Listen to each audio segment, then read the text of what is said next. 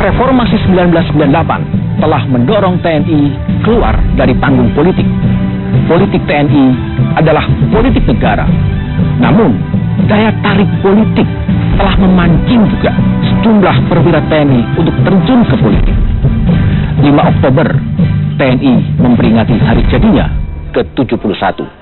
Satu meja spesial, saya akan berbincang dengan Panglima TNI, Gatot Nurmantio, di redaksi Harian Kompas.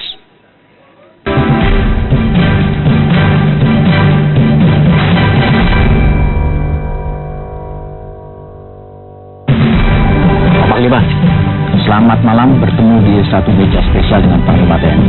Malam, Mas Nil. Pak, ada fenomena menarik nih.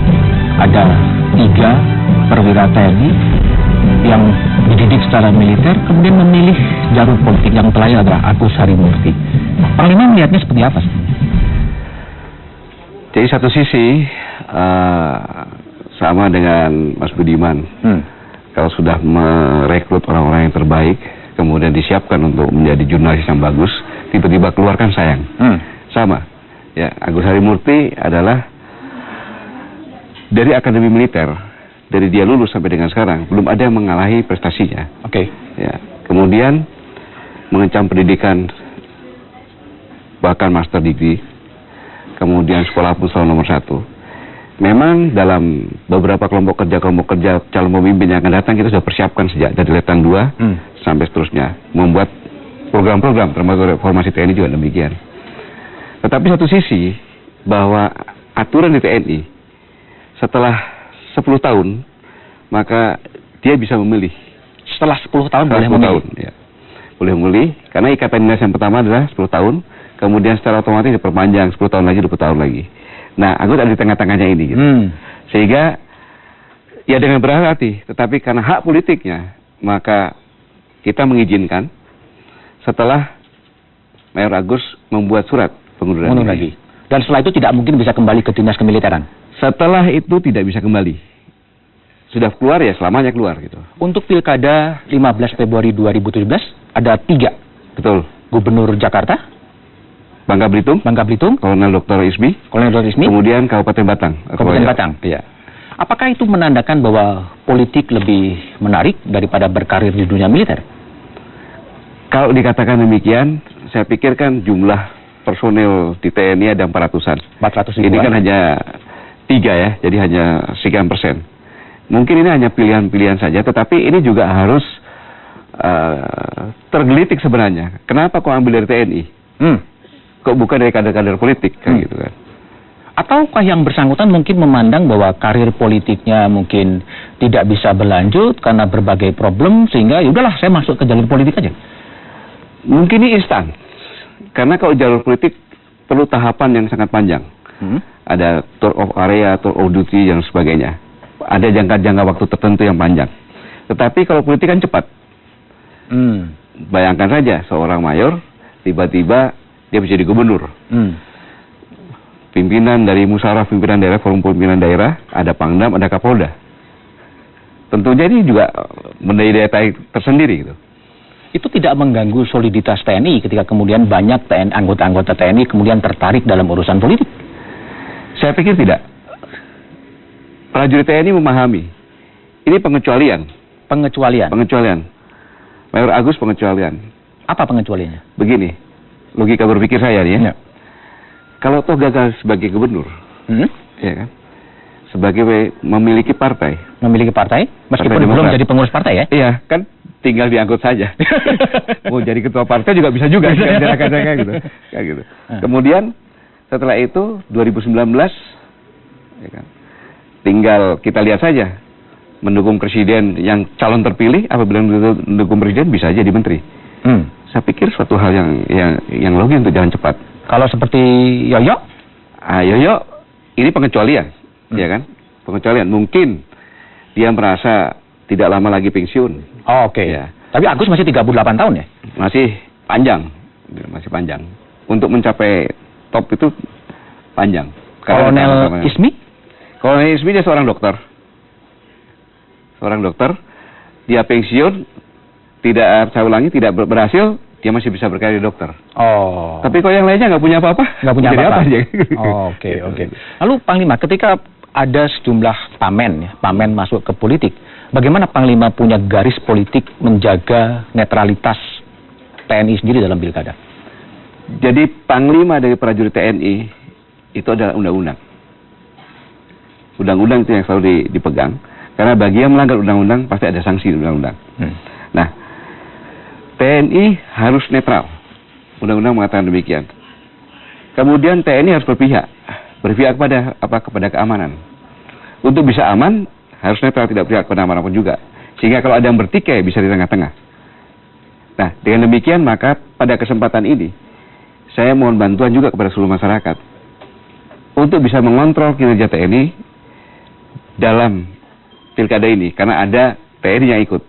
Apabila ada yang tidak netral, informasikan kepada instansi terdekat, bisa Koramil, bisa Kodim, bisa Korem, bisa Kodam, bisa POM, dengan integritas yang jelas, sehingga sejak awal TNI bisa mempertanggungjawabkan kepada publik bahwa TNI itu netral. Oke. Banyak hal yang harus dibicarakan dengan Panglima TNI, khususnya berkaitan dengan TNI dan politik. Tapi Pak Panglima, kita berpindah tempat, kita bisa duduk satu meja untuk mendiskusikannya lebih dalam. Terima kasih. Pak Panglima, kalau kita melihat perbincangan di media sosial, khususnya soal Mayor Agus Harimurti, karena ada pertimbangan kesehatan gitu, yang kemudian memutuskan tidak mungkin bisa berlanjut di jalur militer dan kemudian memilih menjadi ke jalur politik. Sejauh mana sebetulnya pandangan Panglima TNI? Jadi begini, kita ingat beberapa tahun yang lalu Mayor Agus ikut lari 17 kan? 17-an dengan rangsel lengkap gitu kan. Kemudian dia bisa di komandan batalion di batalion 203 area Kemuning. Jadi tidak ada kesehatan yang fatal yang membuat menghambat karir dia sampai ke yang puncak. Tidak ada itu. Jadi saya di sini justru saya sampaikan bahwa TNI merasa kehilangan kader yang sudah kita siapkan. Walaupun ada beberapa kader gitu. Tapi sekali lagi ini adalah hak politik yang bersangkutan. Kalau kita membaca tulisan dari seorang mantan kepala staf dan mengutip Colin Powell, mengatakan bahwa sebetulnya ada faktor kehilangan contoh panutan di elit yang kemudian putus harapan dan meninggalkan dunia kemiliteran dan memilih terjun politik. Apa betul hipotesis itu? Hipotesis ini bisa kita lihat bahwa berapa persen sih? Oke, yang ikut. Hanya 3 orang ya? 3 orang. 3 orang ya? 3 orang yang saya katakan tadi pengecualian tadi. Sehingga tidak bisa dikatakan bahwa sebagian besar atau banyak, tidak. Ya bahasa Inggris memang 3 banyak gitu. Tapi kalau dibandingkan jumlah 400 ini kan hanya 0,00 sekian persen ya. Gitu. Oke, jadi fenomena yang wajar dan pilihan rasional dari masing-masing perwira untuk memilih ke jalur politik sebetulnya. Betul, definisi itu betul sekali. Oke, sekarang soal kembali saya memperdalam soal netralitas dan bagaimana TNI untuk menjaga khususnya ibu kota. Ibu kota adalah barometer politik negara, dan semua yang terjadi di ibu kota bisa muncul dampaknya ke internasional. Bagaimana sebenarnya TNI meskipun ada Polri mau menjaga situasi keamanan di ibu kota berkaitan dengan pilkada itu sendiri? Jadi begini, begitu laporan tentang rencana Mayor Agus Harimurti mendaftarkan sebagai calon kandidat gubernur, saya melihat bahwa Mayor Harimurti ini adalah komandan batalion di Jakarta. Komandan batalion Jakarta? Ya, Oke. Tangerang ya, di Tangerang di Jakarta koperasinya. Kemudian ini suatu hal yang harus saya jaga, gitu. Sehingga beberapa hari lalu saya mengumpulkan para panglima di Cimahi, dan sekaligus juga Presiden langsung memerintahkan kepada saya secara lisan, TNI harus netral. Saya sampaikan kepada para panglima bahwa tidak ada alternatif lain, kita harus netral. Panglima memberikan perintah langsung ke bawah, adakan tim pengawas. Kemudian selanjutnya saya sampaikan tadi, minta kepada masyarakat untuk melakukan pengawasan. Apa yang diharapkan pengawasan dari masyarakat? Pengawasan diharapkan kepada masyarakat apabila masyarakat melihat ada indikasi oknum TNI yang tidak netral atau membela salah satu kandidat, segera melaporkan. Ya, segera melaporkan sejak awal. Saya pikir masyarakat di mana-mana ada, jadi mata masyarakat kan lebih tajam dan lebih mengena sasaran. Termasuk babinsa yang mungkin mengarahkan pilihan. Iya, termasuk babisa. Semua TNI laporkan sehingga kami bisa melakukan tindakan. Diadakan penyidikan dan proses hukum. Kalau dari kacamata Panglima, ada 101 pilkada di seluruh Indonesia pada 15 Februari 2017. Mana daerah yang mungkin harus mendapatkan perhatian lebih? Sebenarnya Indonesia mempunyai ciri khas tersendiri. Negara demokrasi yang besar. Kemudian kita pernah melakukan pesta demokrasi yang sangat besar. Sangat besar saya katakan karena ada 2 kandidat waktu pemilihan presiden. Dan dunia internasional mengakui bahwa sangat aman. Sangat aman. Sangat aman. Anda yakin juga di 15 Februari semuanya akan sangat aman? Sangat aman karena keamanan dari pilkada ini adalah berdasarkan tren peningkatan kualitas manusia Indonesia. Semakin matang ya? Semakin matang, maka melihat demokrasi adalah pesta demokrasi. Jadi bergembira begitu. Baik. Bagaimana pandangan dan perspektif Panglima TNI Jenderal Gatot Nurmantio?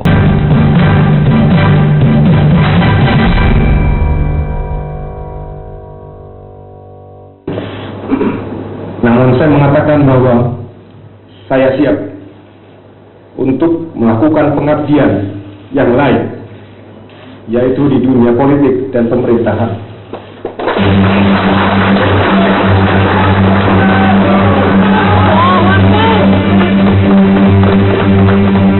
Perwira TNI keluar dari dinas militer dan masuk ke ranah politik bukanlah hal baru.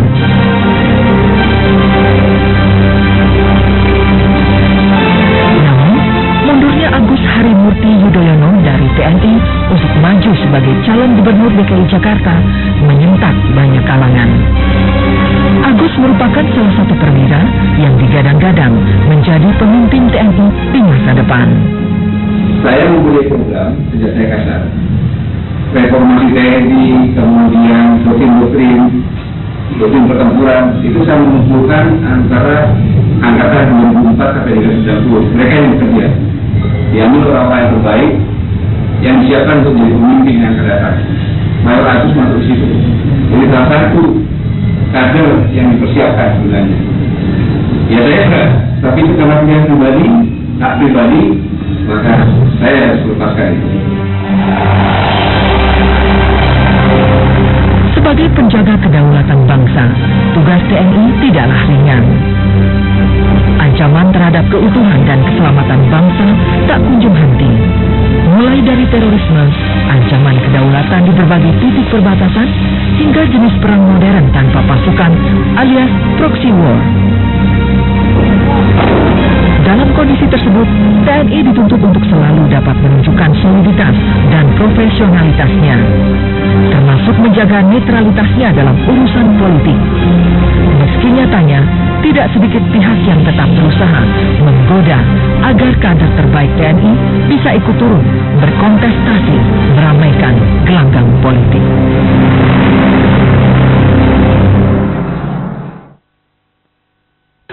Masih bersama saya, Budiman Tanurjo, di satu meja. Saya masih bersama dengan Panglima TNI Jenderal TNI Gatot Nurmantio. Pak Panglima, TNI ini kan boleh dipilih, harus keluar dari dinas militeran, tapi nggak boleh untuk ikut memilih gitu. Nah, sampai kapan situasi ini?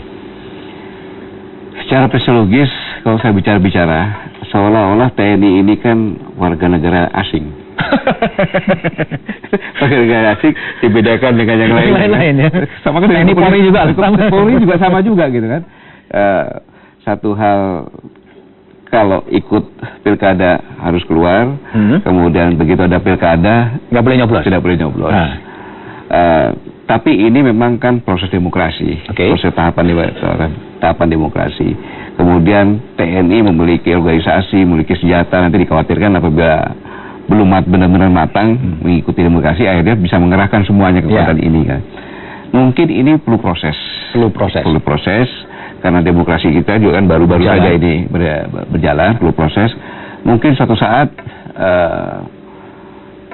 hak politik bagi TNI juga sama dengan masyarakat lainnya seperti negara-negara yang lainnya. Tapi ini tidak mungkin dilakukan dalam 1-2 tahun ini, tidak mungkin. Saya pun sebagai Panglima TNI saya melihat ini masih perlu proses pematangan lebih lanjut. Gitu. Berapa lama dalam bayangan Panglima TNI suatu saat sampai betul-betul siap dan kemudian TNI sama dengan warga negara lain juga bisa menggunakan hak politiknya? Ada bayangan tahun atau bayangan persiapan ya, mungkin setelah 10 tahun. Setelah 10 tahun? Ya, setelah 10 tahun. Setelah 10, langkah-langkah menuju ke sana, apa yang perlu disiapkan? Langkah-langkah menuju ke sana tentunya ke dalam. Ke dalam ini kan masih banyak proses budaya ya, proses budaya yang tadinya kita tahu sama-sama bahwa TNI itu dengan fungsinya, dengan seolah sebagai sosok yang luar biasa ini kan. Ini kan pelan-pelan, proses budaya ini perlu.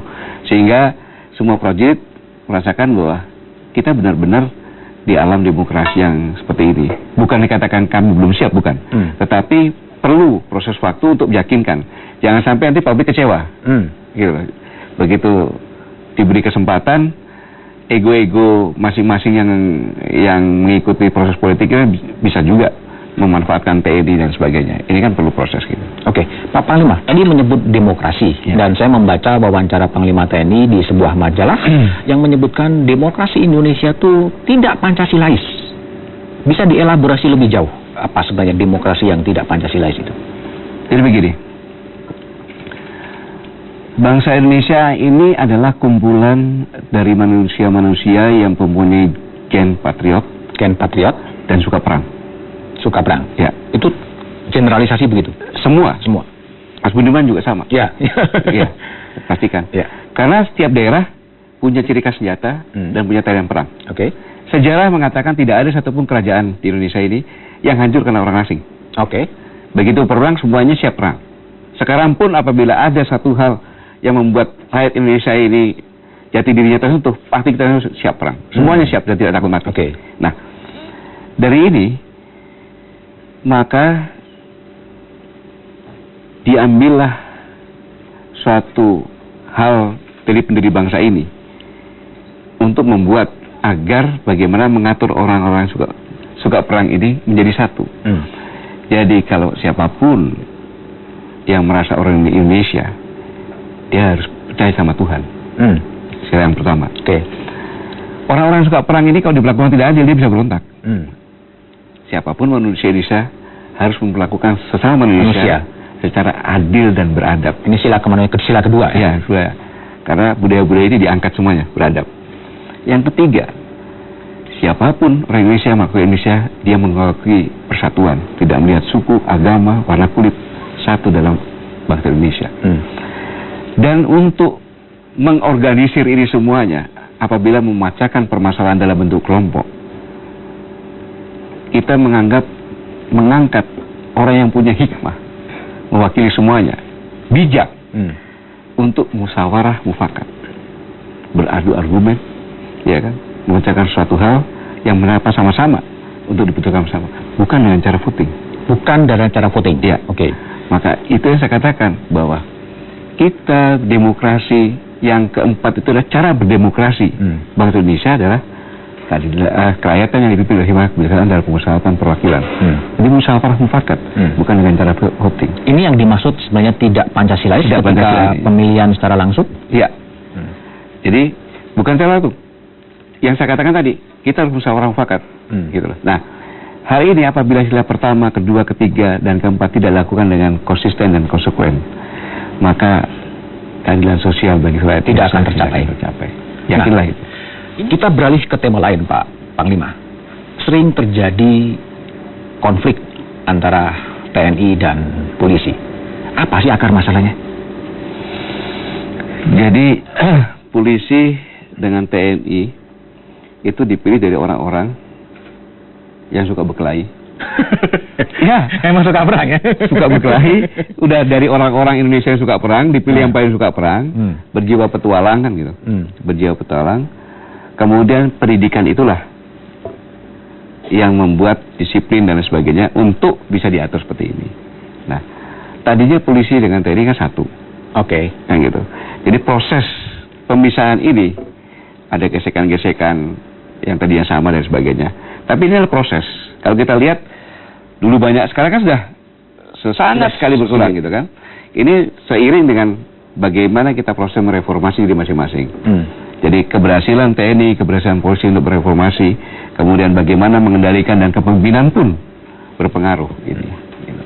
Pak Panglima, kalau kita lihat sebelum reformasi, ya, citra TNI itu memang dipandang buruk, ya, terlalu terkait dengan pernah ada kasus penculikan, yang terakhir ada kasus cebongan. Tugas berat bagi Panglima TNI sebenarnya untuk memulihkan citra. Tapi kemudian relatif sedikit demi sedikit akan membaik dan mungkin lebih baik dibanding lembaga-lembaga lain. Apa sih yang menjadi resep bahwa image citra TNI di mata publik kemudian menjadi baik? Jadi begini, saya selalu mengingatkan bahwa lahirnya bangsa Indonesia ini bukan oleh TNI. Oke. Semua komponen bangsa bersama-sama memperjuangkan dan menang, mengusir penjajah. Baru ada TNI. Dari yang tadinya berjuang bersama-sama, ada yang kembali ke profesi masing-masing, ada yang untuk menjaga ini. Nah, jadi TNI itu berasal dari rakyat, anak kandung rakyat. Dari sini, maka yang paling penting adalah bahwa TNI ini milik rakyat kan. Maka kita harus terbuka dengan rakyat. Oke. Jangan menyembunyikan apapun juga. Begitu. Jangan menyembunyikan apapun juga.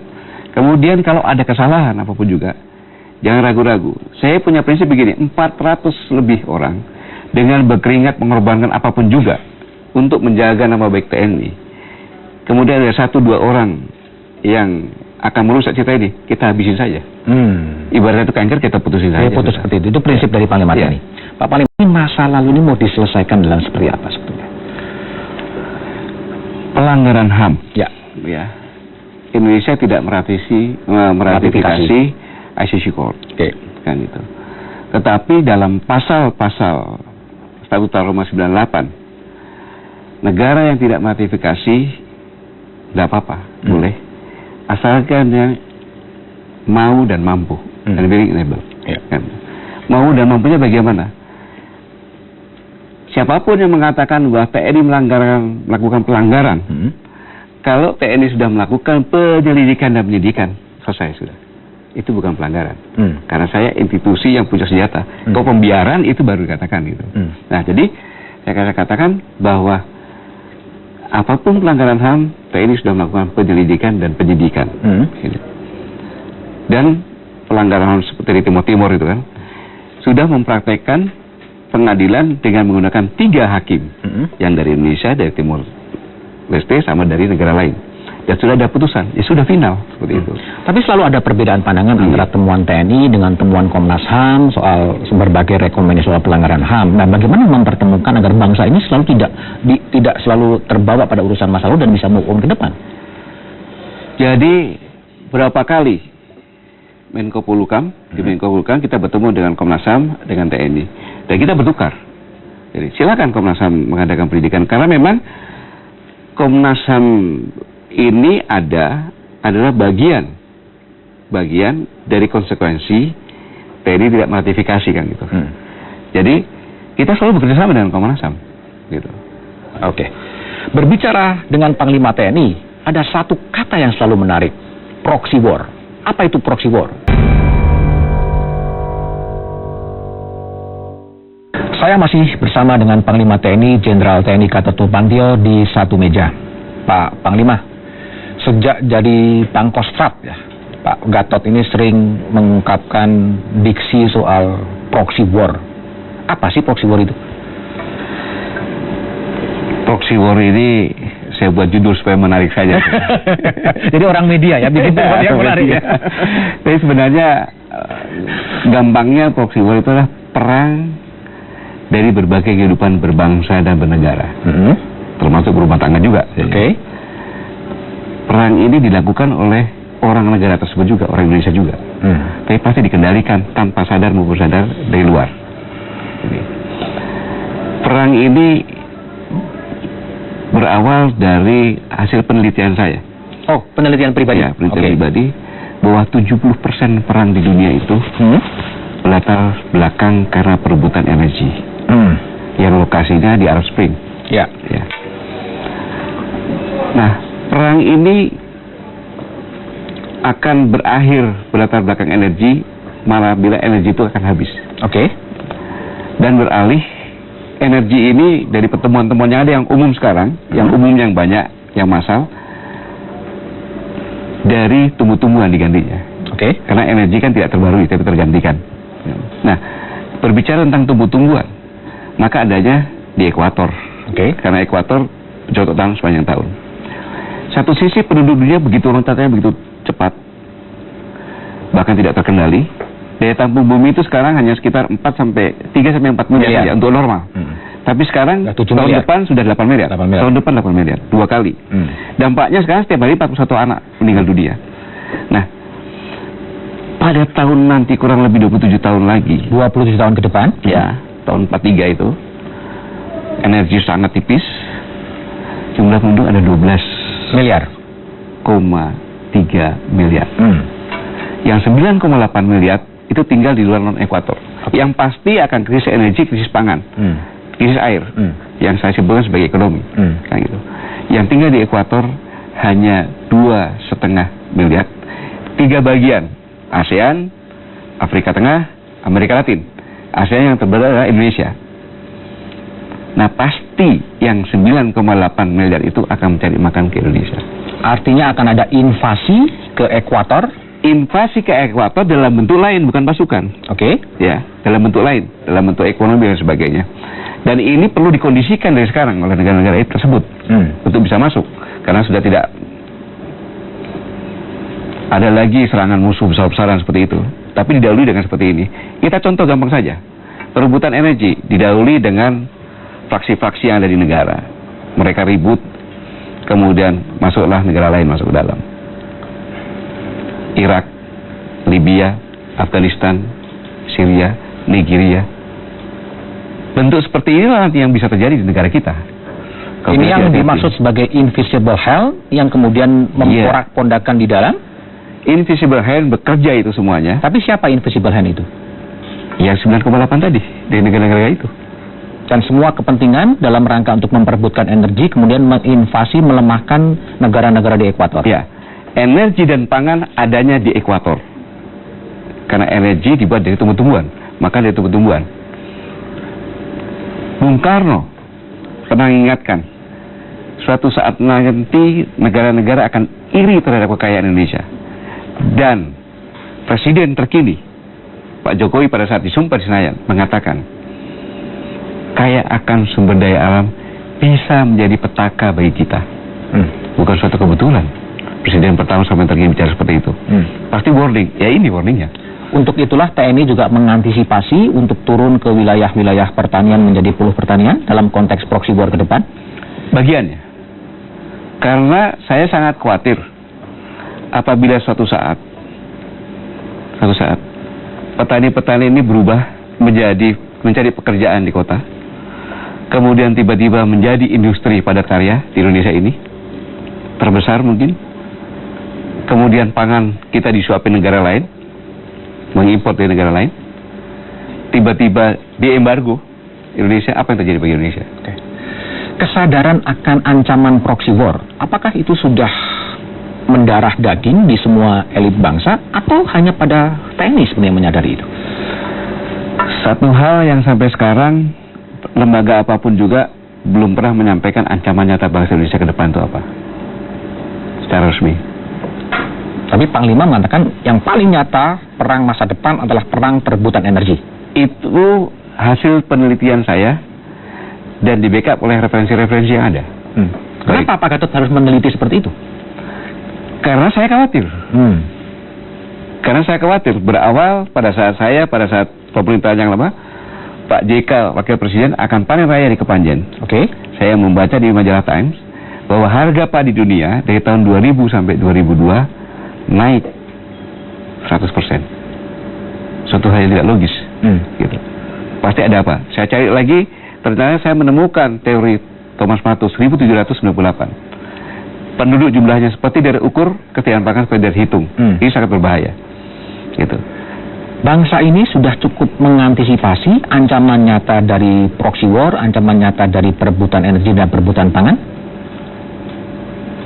Perlu disosialisasi terus, terutama pada tingkat elit politik.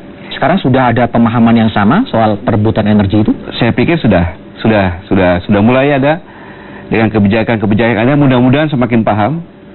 Karena maksudnya dari berbagai ini bisa lewat undang-undang. Contohnya sekarang pemerintah bingung. Begitu banyaknya ribuan undang-undang yang tumpang tindih. Apakah ini kebetulan ada? Apakah bukan bisa bayang?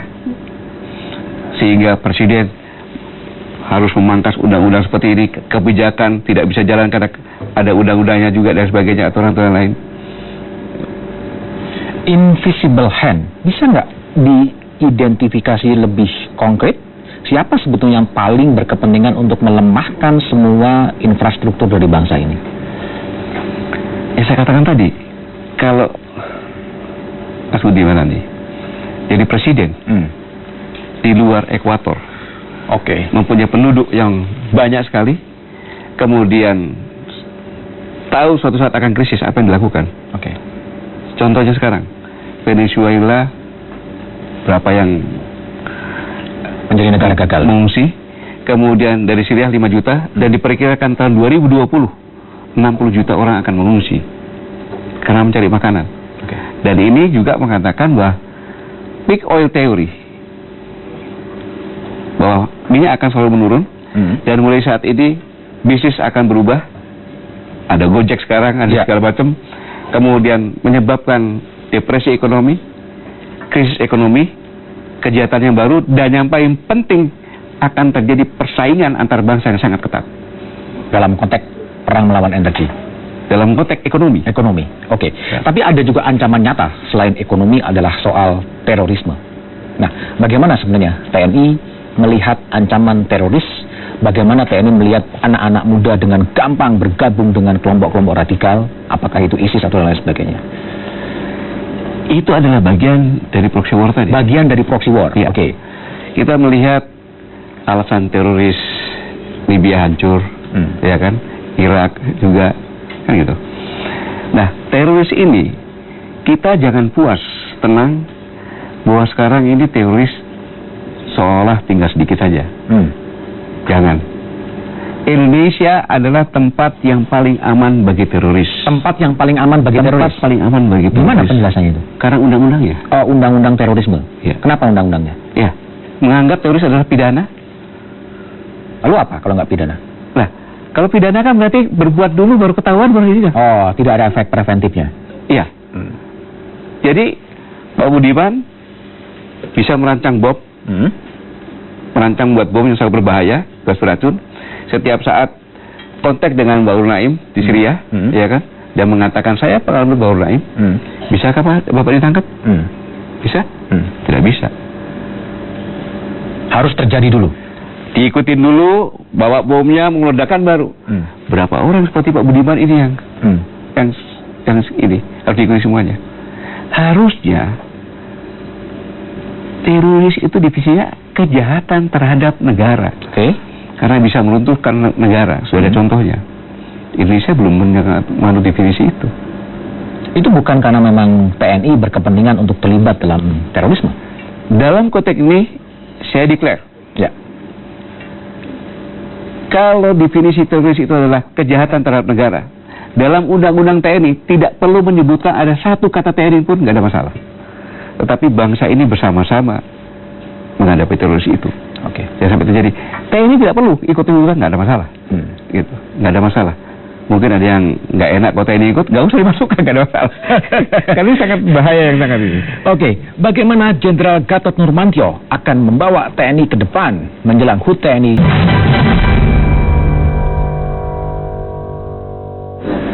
Masih bersama saya, Budiman Tanorjo, di satu meja bersama dengan Panglima TNI Jenderal Gatot Nurmantio.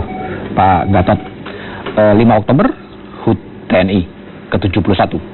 Dalam visi Anda, TNI ke depan mau dibawa seperti apa sebetulnya? Jadi begini, Pak Budiman, bahwa TNI sejak awal itu dilahirkan oleh rakyat, yang berjuang untuk merdekakan bangsa ini. Sehingga rakyat adalah ibu kandung TNI.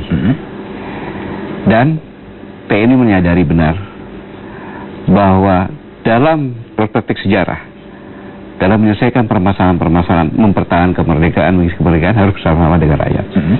Maka dari perspektif itu, TNI yakin bahwa bersama rakyat TNI akan kuat, hebat, dan profesional. Nah, untuk itu yang dilakukan adalah jangan sekali-sekali melupakan sejarah. Itu. Apa maknanya? Maknanya bahwa dalam berbagai peristiwa sejarah pasti ada peristiwa-peristiwa heroik, peristiwa-peristiwa yang sangat menentukan, dan ada pelaku-pelaku sejarahnya yang bisa berikan contoh dan menggali perjuangannya dengan berani, pantang menyerah, tulus, ikhlas.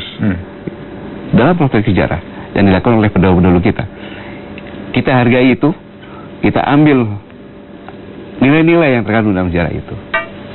Kemudian yang kedua, bahwa pembelajaran bagi penerus bangsa ini, bahwa kita ini semuanya bangsa Indonesia adalah mempunyai keturunan gen patriot. Dan ini modal, seperti yang saya sampaikan tadi, untuk menghadapi kompetisi global antar negara, untuk kita menjadi bangsa pemenang. Kemudian kita mempunyai sifat karakter yang luar biasa. Cari apakah ada bahasa asing yang artinya gotong royong. Tidak ada gotong royong Indonesia. Karena Bung Karno mengatakan Pancasila kok diperas jadi Trisila. Trisila kok diperas lagi jadi gotong royong. Itu maknanya bahwa gotong royong digali dari budaya kita. Budaya patriot yang dikerjakan semuanya dengan bersama-sama. Apa kaitannya gotong royong dengan TNI nanti? Yang saya katakan tadi, bahwa TNI itu tidak bisa melaksanakan tugas pokoknya sesuai dengan undang-undang sendirian. Ya, dengan rakyat. Dengan rakyat. Tapi rakyat yang bagaimana? Rakyat yang memiliki sifat gotong royong. Yang kumpulan dari patriot-patriot ini, yang gen patriot. Dan selanjutnya, TNI selalu sadar bahwa kekuatan hakiki TNI adalah kebersamaan bersama rakyat, dengan rakyat. Sampai kapanpun, ini adalah kekuatan yang sangat ditakutkan oleh negara manapun juga. Bersatunya TNI dan Bersatu rakyat. TNI dan rakyat. Itu kemanunggalan ABRI dan rakyat. Tapi kalau soal permajaan alutsista, ketika banyak pesawat-pesawat tua yang kemudian jatuh dan lain sebagainya, gimana? Udah cukup sekarang? Belum cukup. Terus apa yang mau dilakukan? Alutsista ini tidak bisa seperti lainnya lagi. Karena teknologi ini berjalan dengan cepat. Maka TNI harus mengambil alutsista yang terbaik, termodern saatnya. Gini. Karena kita memesan ini kan 2-3 tahun. Ya. Jangan sampai kita yang dipesan nanti sudah basi lagi. Jadi yang terbaik ini ya. Nah, inilah yang bisa meningkatkan deterrent effect. Ya. Selain kita sudah mencari deterrent tadi kemandirian TNI dan rakyat. Nah, kemudian juga negara ini kan harus punya payung. Kita belum final bisa memantau apapun yang ada di negara kesatuan Republik Indonesia. Ini dulu radar ini dulu. Prioritasnya? Prioritas radar, kemudian baru pesawat tempur, kapal laut yang terbaik. Kalau jumlah personel yang tadi 400 ribuan, ya, itu sudah cukup untuk apa? Untuk menjaga wilayah NKRI, atau berapa proporsi yang tepat sebenarnya? Jadi sekarang TNI menerapkan zero growth position. Karena memang kondisi keuangan dan sebagainya ya. Tetapi idealnya tentunya bertambah tahap awal kurang lebih sekitar 50% dari jumlah yang ada. 50%? 50% dari jumlah yang ada. Sampai 600-an nih. Tapi ini tahapan mungkin sampai 10 tahun yang akan datang. Karena bagaimanapun juga dengan menambah ini kan pengeluaran negara kan rutin. Gaji dan sebagainya kan rutin kan gitu. Nah, ini tergantung dari kondisi ekonomi tentunya. Oke, Pak Gatot. Memang saya tanya kepada Pak Gatot, memang cita-citanya ingin jadi tentara ya? Sebenarnya cita awal saya ingin menjadi seorang arsitek. Oh, seorang arsitek? Ya. Yang nyasar kemudian? Bukan nyasar, menyasarkan diri. Menyasarkan diri. Karena pada saat saya bilang orang tua saya daftar ke UGM, yo silahkan kamu daftar. Bapak saya pensiun seorang letkol pejuang 45. Pada saat saya kelas 2 SMP begitu.